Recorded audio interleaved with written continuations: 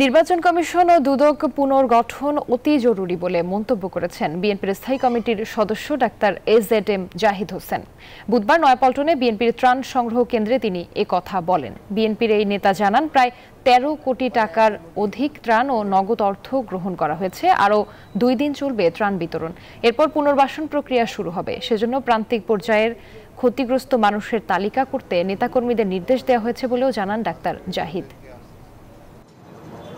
এনজিওর কিস্তি প্রথমবার বিকাশ পেমেন্ট করলেই ২০ টাকা ইনস্ট্যান্ট ক্যাশব্যাক। যত সেক্টরে দুর্নীতি হয়েছে, আইসিটির দুর্নীতি বের করতে হলো অথবা গেটওয়ের দুর্নীতি ধরতে হলো, শক্তিশালী দুর্নীতি কমিশন দরকার, নির্মোহভাবে যারা দায়িত্ব পালন করবে।